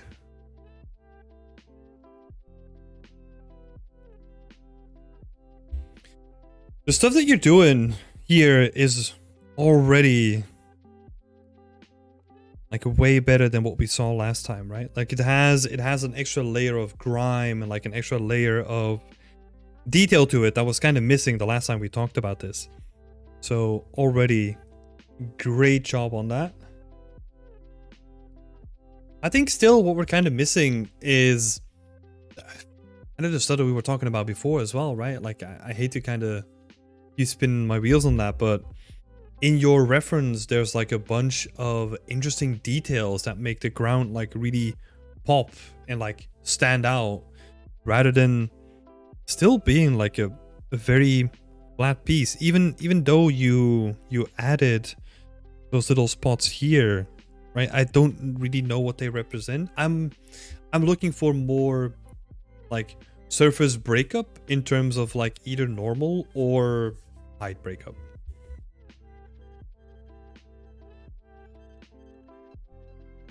That's what I'm looking for. Let's before we dive deeper, let's get some context here as well, right?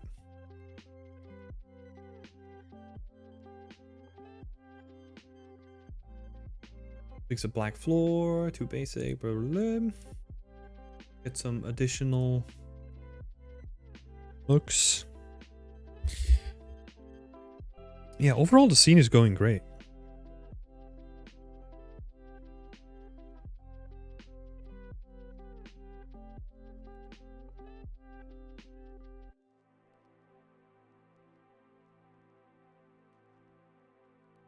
Yeah, I'll show you again what I mean, right? Just as a quick thing.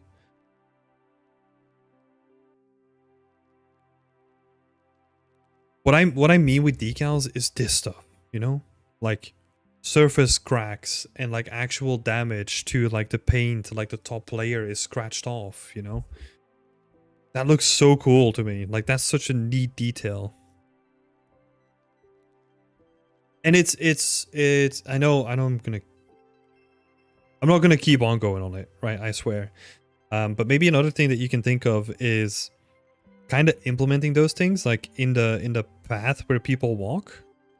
Right? It kind of seems like they were kind of doing that, so you would kind of have like more wear and tear in the spaces where people actually walk compared to the other spaces. And of course there was like interaction because you have the wheels of the gurneys coming out like constantly. But it would be so nice to visualize that.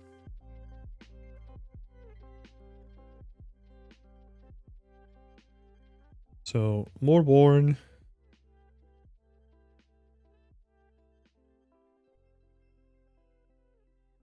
More worn ground.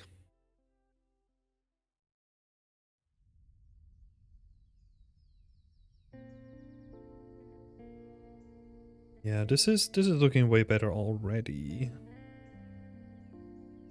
So great job on that. First of all, John. Let me see if I can bring up the reference again. I think we're getting closer and closer to like all the details, right? Like the details that make it feel more realistic. Like for example, if you look at these things that are hanging on the wall, you can add like a lot of really interesting detail in that. Same for this, right? Like that's kind of why I picked this up. Is everything kind of looks perfect at the moment. Like this is like perfectly square. It's almost like written perfectly in the middle. The writing doesn't matter too much, but I think just tiny details, you know, like, oh, this edge just slightly uplifted, or maybe the further it goes along here, like the further it gets lifted from the lid.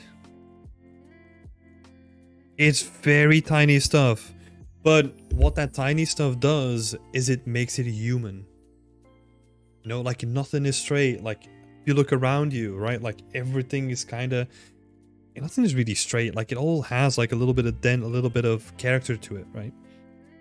And if you then apply that here, like you're kind of doing it here, right? Like this stuff. It might be a little bit too much, but that is great, you know?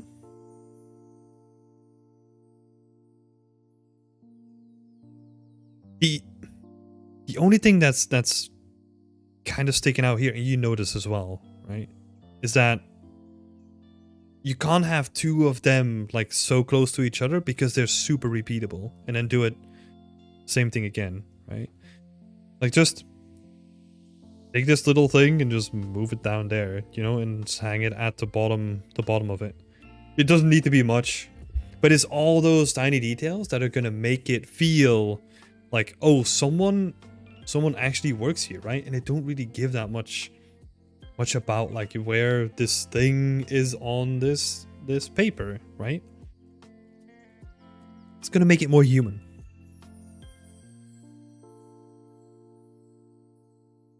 Yeah, you can apply that same approach here as well.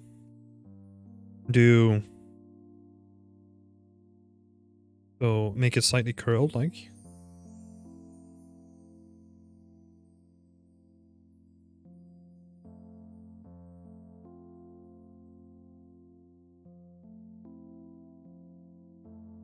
Hey, you know Route 1? Like John. This is why they say that the last 10% is the hardest. Because it's all about this minute stuff that you think no one's ever gonna care of, but everyone is so trained on seeing this stuff on a day-to-day basis that is the first thing that people will see. Like it's so weird, right? And that's why it's such a difficult thing. Oh yeah, how you want to do this? Yeah, soft select and max. Yeah, super easy, right? Like it's literally, that's the thing that I do. I make everything that I make it slightly crooked. And yeah, it's like you said, right? It's super simple. I just do a soft select, take like a couple of random vertices and move them. Oh, done. Doesn't need much. Just move them up or down one axis. You're good to go, right? It doesn't need to be like a perfect curl of the paper here, you know? Like it doesn't need to be that. Like it can just be like a slight uplift on this side, and that can also be like good enough too.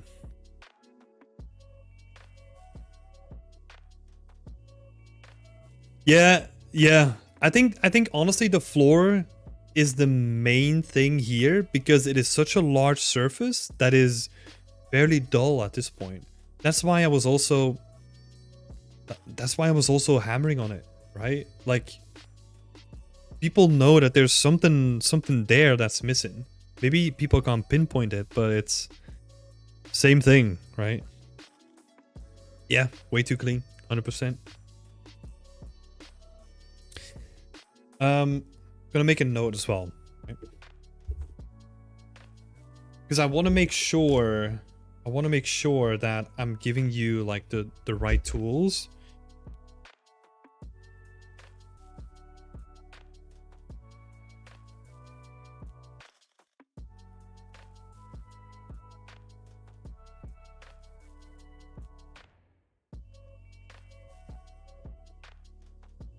Because I'm gonna see if I can find like a good tutorial on like how to sculpt like damaged decals that you can then turn into, well, you can then turn into like decals that you can just project onto the floor. Because that stuff does wonders if you then add parallax occlusion mapping on top of it. And that's super simple to set up because parallax occlusion mapping is literally just one node. Super simple to set up if you have a height map already. But it's gonna look so good. And then once you have that technique, you're gonna see opportunities to add it almost everywhere, you know? You could even...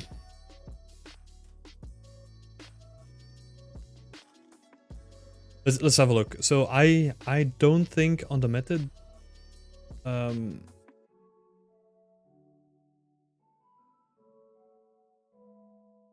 Oh, they were so out of it to... Yeah, that you had to lower the opacity. Yeah, that's the thing. You will have to... I think what you'll have to do with those is that you can't rely on them purely by themselves, right? We'll have a look at the reference again. Like if you just add those damage decals, it's gonna look freaking awkward. But you actually need like the fadedness of the terrain itself.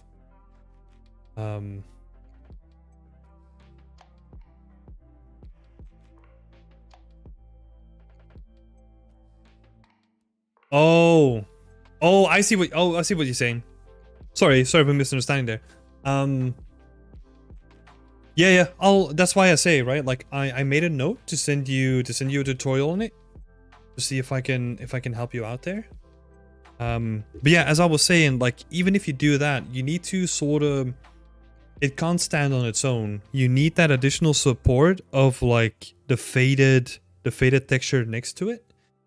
And that's gonna link the two together, right? Like one can't stand on its own 2 feet. Like you need to kind of massage it in, and you need to relate the two to each other, and that's when things are gonna really become cohesive. Yeah, I think you can do a lot of cool stuff here, you know? Still, like on the walls too, right? I think it was a couple of weeks ago where I said like the most exciting stuff about this whole thing is like all the freaking junk that's on the ceiling, because that makes it feel like it's a part of a real building, right? And I feel, let's have a look before I say anything. Even your stuff that you have on top of here is very simplified, right?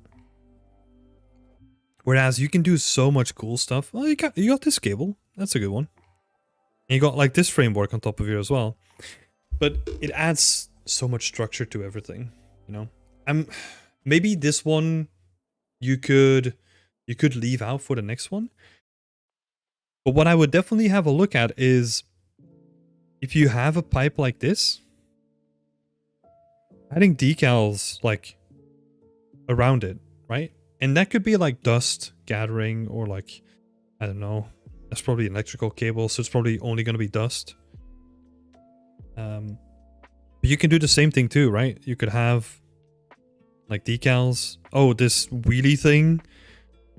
Yeah, again, just like a bunch of scratches on the floor, right? In different directions. And then maybe it bumped against the wall a couple of times. So like it kind of left like a damage strip in here, which could be the same technique again.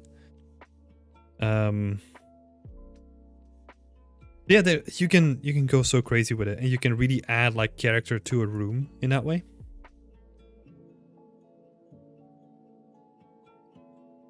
Yeah, I saw this. This looks great. That looks freaking awesome. I love it so much because it also has like a little glow to it, right? So, yeah. This is the thing. You need to really... Yeah, finishing touches, yeah. And it takes time, right? That's also why like me and Scott were kind of laughing about the deadline, because we knew that stuff all still needed to happen, and that stuff takes time, man. Like, but that time that you spend, like, it's going to be so valuable, because in general, if you look at people that are trying to get into the industry, if you want to stand out from them, is putting in those finishing touches, because everyone else that's kind of going through like the same motions as you're doing will, well, it will still be tough to get it to this point, right? Especially if you're starting from nothing. But like this is relatively approachable. But once you start layering those additional details and you start even telling a story with them, that's where you're going to really stand out from the crowd and really say something with them. So that's why I also keep hammering on it. And same for Scott as well. I know that he's very supportive of that as well. Yeah. I love it. Like, this sort of stuff, like, makes your stuff stand out, you know? 100%. And then you could take it so far, right? Like, the hand sanitizer's here, which is awesome, right? Okay. Where's the infographic, right? Like, what's on like all the COVID infographics again? Yeah, it has like a 3-step plan, right? On how to properly cleanse yourself and like prepare yourself. Like, just add that there, and maybe that has like a little creak in it as well, right? So it's not there. Yeah, it breaks up the walls, exactly. And then maybe someone like hung something over it, you know? Like there's like 2 things. Yeah, 100%. Of course, there is a drop-off point as well where you can add too much. So you definitely want to find a nice balance between areas of rest and areas where you want detail, right? And usually a good tip to go by is where you want people to look is where you put detail. So usually that's around like these places, right? So this place is kind of interesting, and then this place is kind of interesting. So that's where you want to put like a little bit more detail, but you don't want to put like all the detail here, because then people are going to be watching this wall that has like a bunch of cool stuff on it. That's not what you want to do.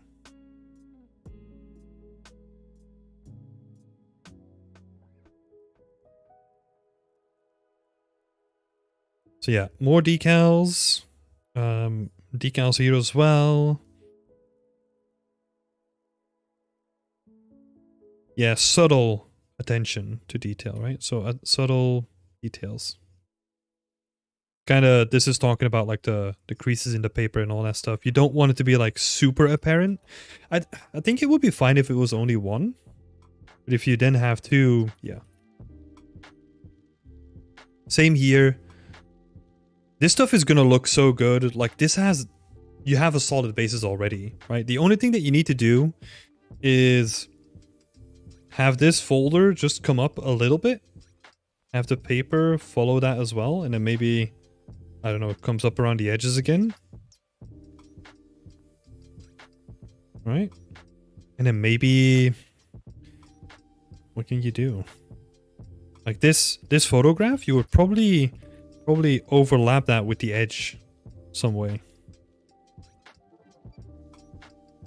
Right? So that you create like a more interesting silhouette to look at.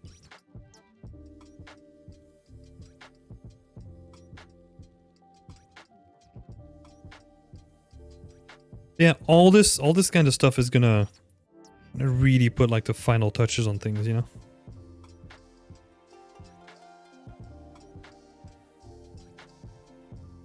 It's next week. Where's Batman?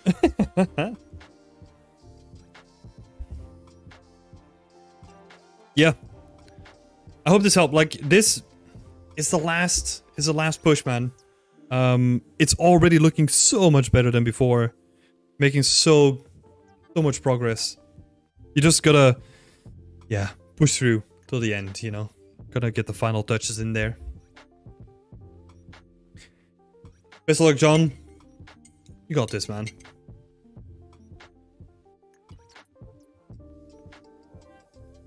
Alright.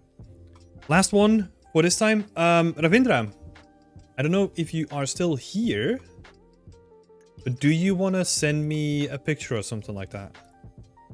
I don't even know if you can add links in YouTube, but feel free to do that. Because I don't think you're a part of the community, right? So we'll have to do it through YouTube. Okay, Gianni. Gianni number 2. Have a look. So this is the Roman elements from the cave environment. I didn't want to go to waste, so I started blocking out this Roman bathhouse scene. Okay. Interesting. So are you still doing the cave scene then? I don't know if you're still here, but yeah. Because you're also doing the solo challenge, and then you're doing the cave, and then you're doing this, right? So I'm just gonna add it here. I feel like it's always worth bringing it up.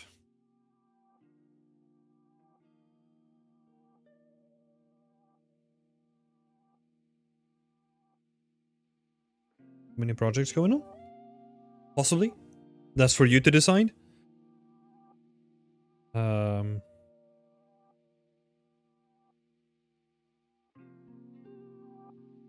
So it's a Roman bathhouse. Oh, and Nikita had something to say. So try to play around with some camera angles. Go to the ground, blah, blah, blah. Okay, so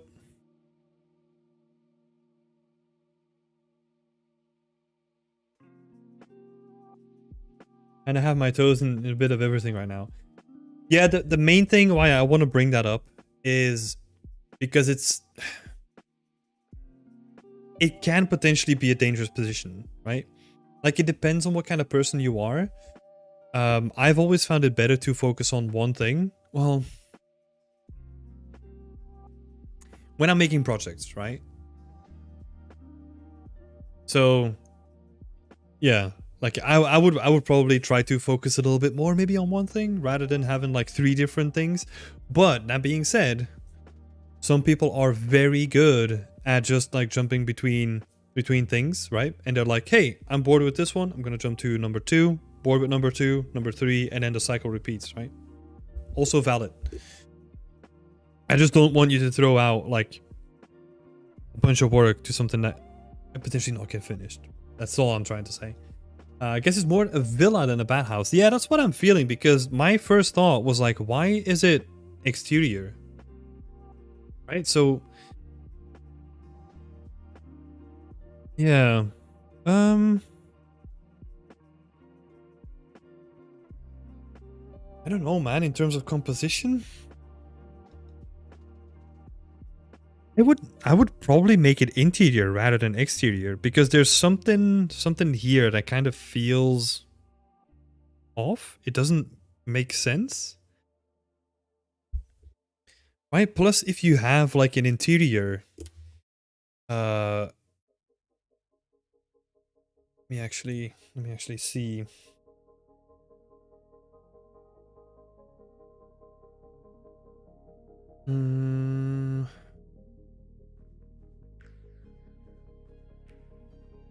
Ravrindra, how are you gonna send me your? I'm trying to get you on here, but how are you gonna send me? Do you have a link that we can look at in a bit?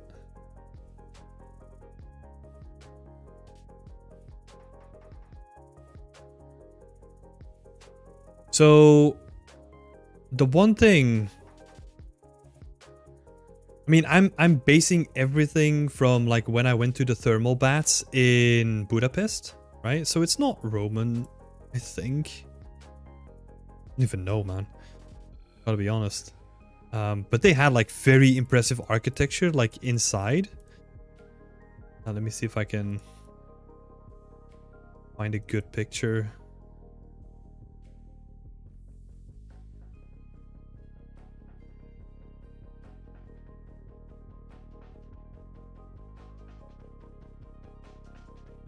You add your link in here, Ravindra?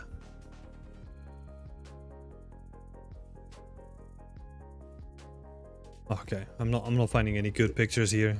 I'm just gonna skip that. But yeah, that's probably the first thing that I would think about, is probably making it like an interior piece and focusing more on the architecture, because the whole interior exterior thing, I don't know, it doesn't I don't know.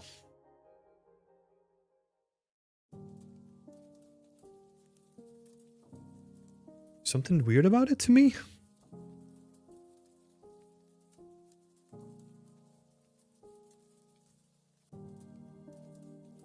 Recently got into the industry, so I'm not really rushing to get into the... Yeah, that makes sense.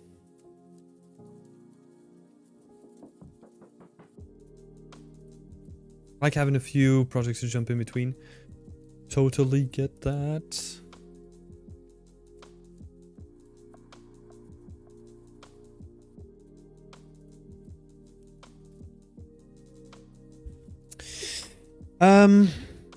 Yeah, let's see here, right? So critiques and composition, open suggestions for lighting, props, and storytelling. Yeah, that's a lot, right? It depends on what you want to say, really. Like, do you just want to keep it to like an architectural piece where you're just gonna show off like a really nice bathhouse? Where do you want to take it, right?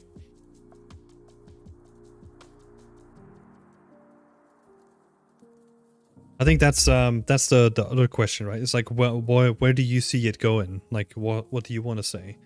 Like, if this is just gonna be like an architectural piece, like, this is looking pretty nice, right? Like, maybe, yeah. I think maybe the only thing that I want to say here is that it kind of feels weird having like the house, like, or like the building next door, or the house that's connecting to it, like so straight on to this. I would probably try to include, like, I don't know, like a bit more variation,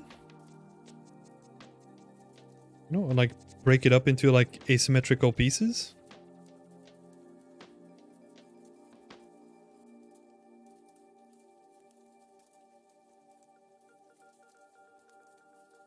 That makes sense, so that you're getting like a fuller feel of things.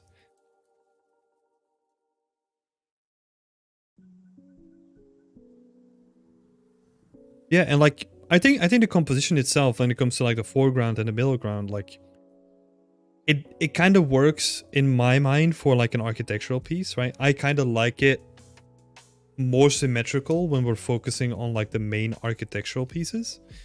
Maybe it would be cool. Maybe it would be interesting to take the camera back a little bit. And then, I don't know, something to try out, I guess. So let's see.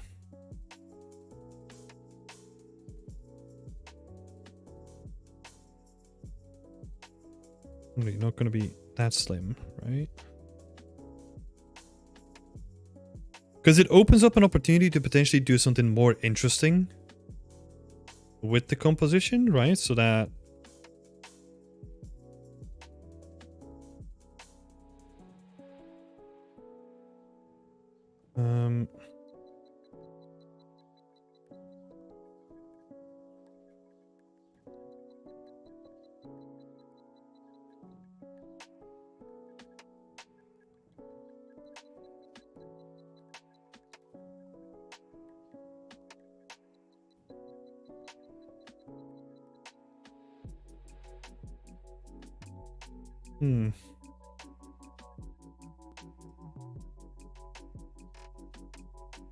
because you could almost frame it like really tight, have like the two pillars like this, maybe. Try that. I don't know. I think this is honestly more up to you and what you want to do with it than, and just explore, because I feel like this is a perfect example of maybe doing it like a little bit more different than what is stereotypically done, right? Let me see if I got some examples, because I'm thinking about a building and I went to in Greece.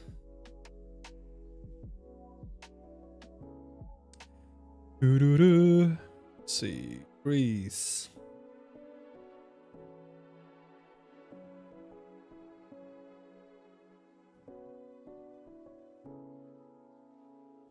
Where is it?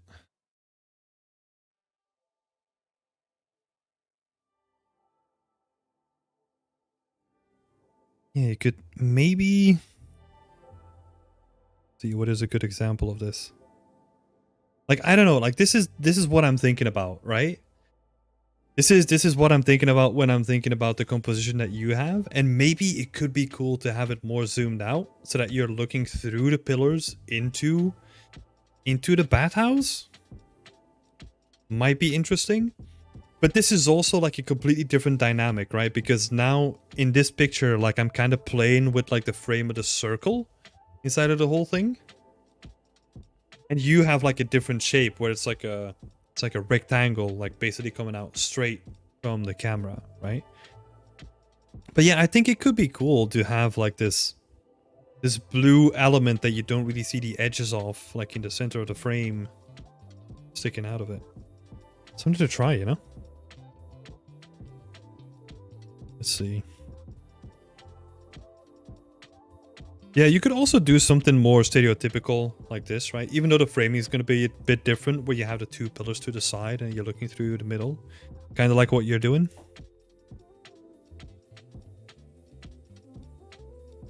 Maybe, maybe a second level on it, onto it. Could be interesting.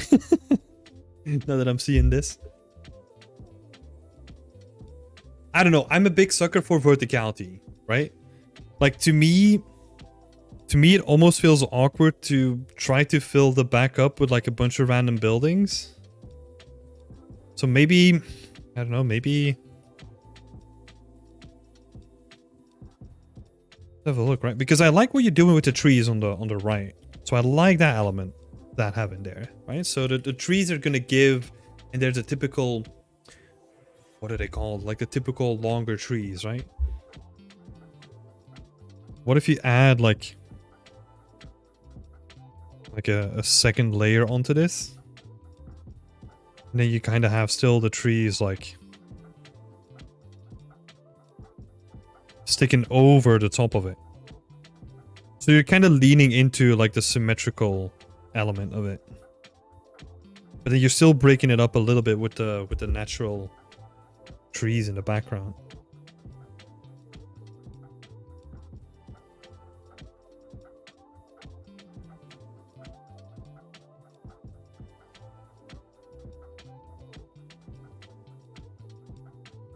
Yeah, and I don't know what you could do.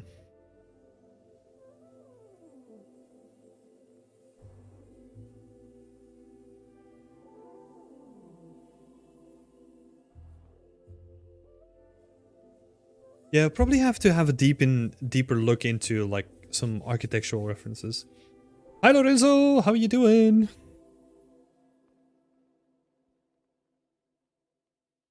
Yeah, I would definitely experiment with some other compositions.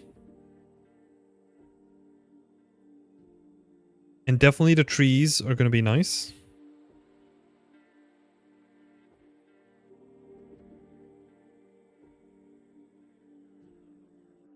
Yeah, apart from that, like it mostly depends on what you want to do with it. Honestly, like I know that I've did like a bunch of random scrambles and like a bunch of random thoughts. But I think most of it has going to come from you in this, right? Because I can keep adding suggestions. It doesn't matter if you want to do it in like a completely different direction, right? Yeah, I think a lot of potential, you know, like lots of ways that you can take this. You can make it closed, you can make it open, you can have multi-layered, like single layered. Yeah. You could even use the building in the back that you have already as like an indication to what kind of people come here and who maybe is the owner of the place. Or you could totally not do that and completely just focus on the sculpting and like making the pillars look nice and all that. So yeah, lots of rambles on this one. I guess in the end, to cut all the rambles short, is that it mostly depends on you. What you want to do with it. Ravindra, an ArtStation link. Are you gonna send me one or? Hold up.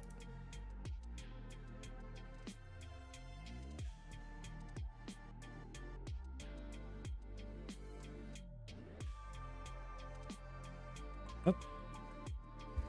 There we go. feel free to send me your art, like a picture there as well. I keep trying things and looking at more ref. Yeah, I think that's honestly the best thing I would do. Like, if I was in this stage of the project, I would probably look at the same thing too. Because you can take it in so many directions, right? You could oh, it could be cool. What could be cool if this is like a bathhouse for some god, right? And that you have like a giant statue that's looking over the bathhouse itself. Could also be a thing, you know? Like, it's... Yeah. I can kind of keep going, you know?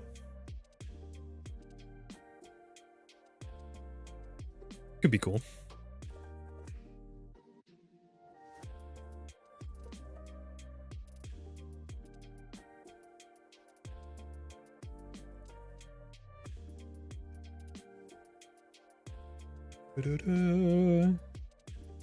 Yeah, I was looking through some other pictures, but yeah, I mean, so much great stuff, you know, that you can just directly funnel into it.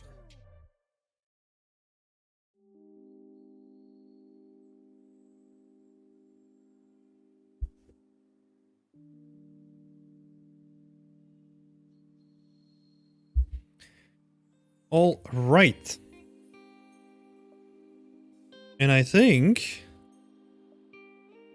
it's gonna be it, unless Ravindra is gonna send me something real quick.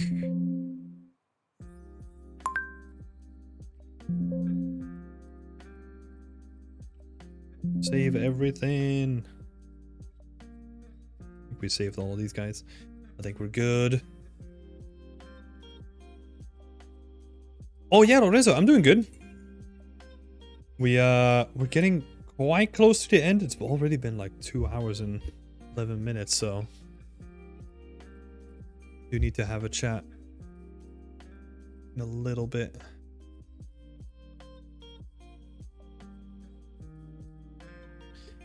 You know what? It's already been 2 hours. Ravindra, I'm not gonna do it live on stream, but just send me a message and I'll do it tomorrow or something when I have time. I'll give you some feedback. Because I do realize that I need to go, because I do need to talk to someone else first before we round off the day. It's getting pretty late over here as well. So I'm gonna thank everyone for being here, for all the good feedback, all the good conversations, like sharing your work. I hope that my feedback was very valuable. And for the people that participated, I'll add like a bunch of comments and like some information and all the links inside of the community chat, which you can find here in between all these nice pieces. Yeah, I'm gonna open up all of these. I'm gonna add my 2 cents and like maybe elaborate if needed. And then, yeah, hopefully I'll see more good stuff in the next one. And, oh, a very long session. Yeah, exactly, Lorenzo. Yeah. Anyway, thanks so much for being here. I'll be back on Friday for an art stream. So if you want to join then and see me make some cool art, join in then. That's going to be during the day. It's not an evening stream. And, yeah, I'll wish everyone a happy evening. And wish you all the best in your environment art journeys. If you got any questions, feel free to talk to me in the community. You know, feel free to reach out to me, send me a message, see if I can reply. All right, thanks everyone for being here. I'll catch you in the next one. Bye bye.